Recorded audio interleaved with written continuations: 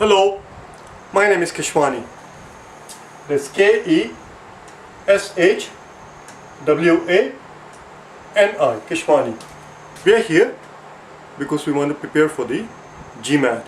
We have been solving GMAT math problems out of this book here, GMAT Review, the official guide, the 13th edition.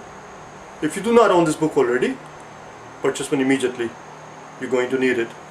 The problem that we are about to solve is the one that you will find on page number 166, and today is our lesson number 107. The problem that we are about to solve is 102.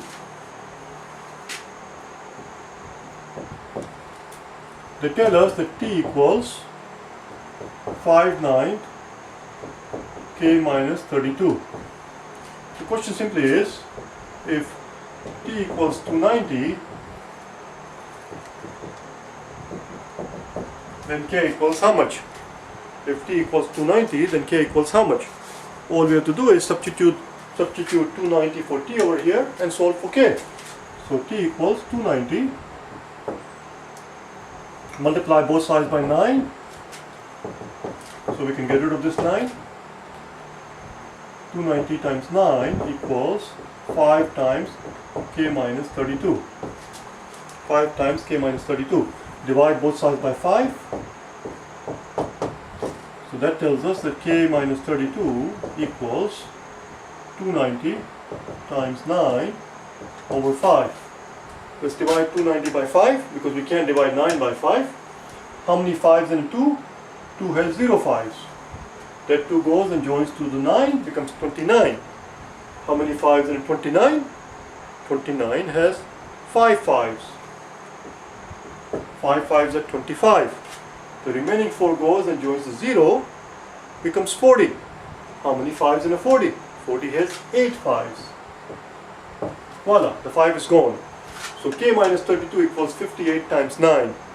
Now you could actually sit there and do 58 times 9 if that's what you like, but I hate multiplying by 9. So what I'm going to do is, I'm going to take 58 times 10. 58 times 10 I know is 580. You just have to stick a 0. Take 10 58s and then subtract 158 from it. Subtract 158 from it. That will leave you with 958. 10 minus 8 is 2. 7 minus 5 is 2. And 5. So it's 522, and therefore k equals 522 plus 32. Bring 32 on that side. So it's 455. That is the answer. 554. The answer is D. That's it. The answer is D. Let's do one more, shall we? Let's do one more.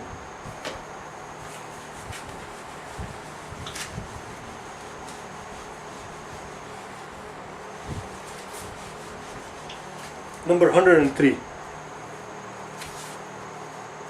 103.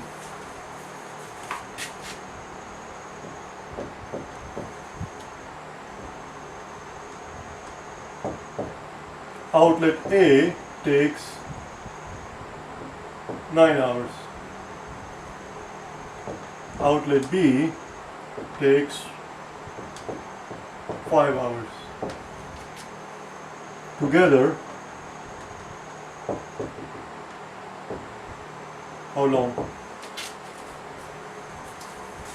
Now, here's the deal with this particular question. This kind of question appears on the exam all the time, and many a times I have seen people spend inordinate amount of time doing God knows what with common denominator and this and that and flipping things, this and this fraction and flipping that fraction. Here's what's going on. Okay, listen to me. Look at this problem logically. Look at it logically and see what happens. If the slow machine, if the slow one was as fast as the fast one, this is just a hypothetical statement. If the slow one happens to be as fast as the fast one, how long does the fast one take? Fast one only takes 5 hours. In other words, if instead of having A and B, if we had two B's, if we had two machines working at the same rate, finishing the job in 5 hours, if they were working together, if the slow machine was as fast as the fast one, that implies that they should they should be able to do the job in 2.5 hours. Because one by itself takes 5 hours. If you have two identical machines working as fast as the fast one, working together, they should take half the amount of time, 2.5 hours. Similarly, if the fast one was as slow as the slow one, if that were the case, then that would imply that they should be able to do the job in 4.5 hours. Simple logic tells me that if we had two slow machines, instead of having one fast machine and one slow machine, if we had two slow machines, and this machine takes 9 hours to do the job, and I put one other machine with it, and this machine takes 9 hours to do the job, if we put them together, working at the same speed, this one takes 9 hours by itself, this one takes 9 hours by itself, therefore if they're working together they should take 4.5 hours. And that is your range. That is your range. I don't know what the right answer is here, but whatever the hell it is, it's got to be somewhere, something less than 2.5 and something more than 2.5 rather, because 2.5 would have been the situations when both machines were working as fast as the fast one. And we know that both machines are not working as fast as the fast one. So the amount of time that they're going to take together is going to be something more than 2.5, but something less than a 4.5. Because 4.5 would have been the amount of time needed if both were working as slow as the slow one, which we know is not the case either. So the correct answer, whatever it is, the correct answer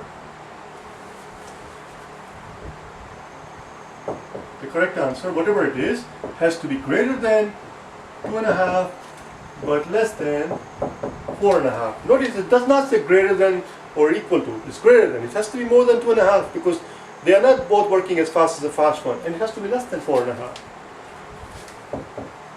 This is what I do the very first thing. Okay, of course I do not write everything out in the exam. You just have to think logically. Whatever the range are, if one is taking 6 hours, the other one is taking 14 hours, then the correct answer has to be between 3 and 7. That's all. If one is taking 48 minutes and the other one is taking 20 minutes, then the correct answer has to be between 12 and 10. 12 and, I forgot what I said for the other guy. I think I said 10 minutes. So if it's 48 minutes and 10 minutes, then the answer has to lie between 24 minutes and 5 minutes. That's all it is. So that's the first thing I do. And then I cross out the impossible answers. And then after that, if there is a need for more work, we'll do more work. If there isn't any need, then we are done. In this case, if we do that, we'll find out that we can kill A. A does not fall between 2.5 and 4.5. We can kill B. We can kill C. And we can kill E. I think that pretty much narrows it down. That's it, we are done. The answer is D. That's all. The answer is D. That's it, we are done.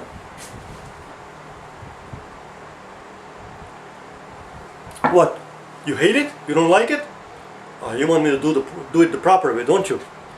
You don't want me to do this lazy ass job. You want me to do the proper work, don't you? Yes. You're masochistic, that's why. Let's do it the proper way, shall we?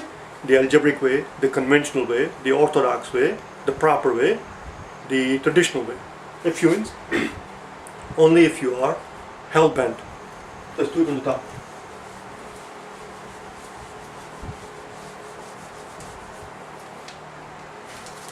So this is how we do the proper way. We have a 9 for one guy, and we have a 5 for the other guy. 9 and the 5.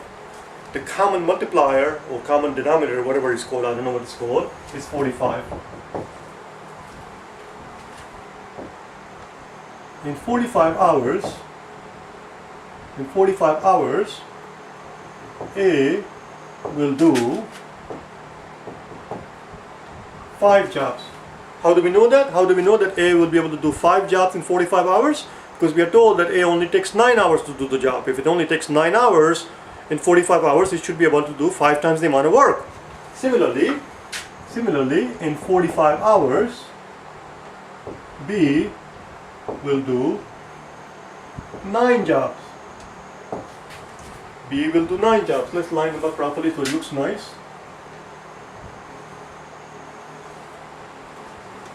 A will do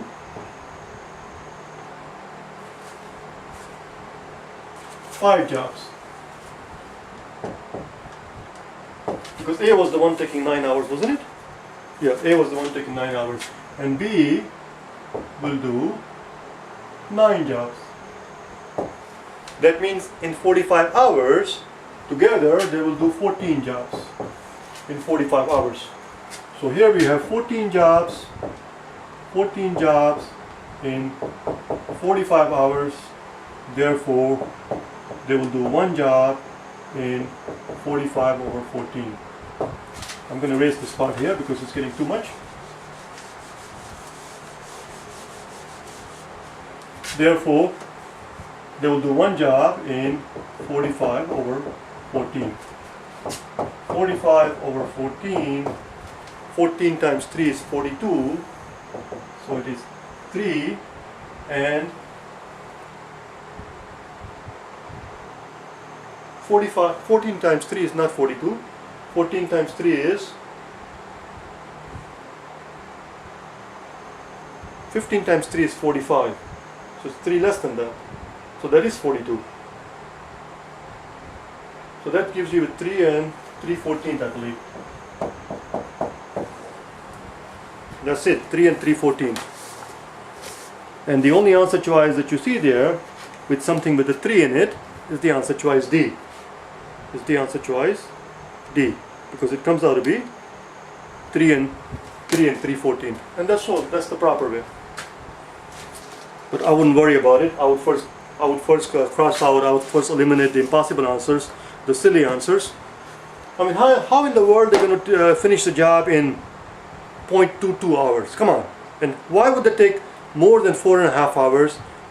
4.56, E says 4.56, that's more than 4.5 hours. 4.5 hours is how long it's going to take if both machines were working as slow as the slow machine, because slow machines takes 9 hours.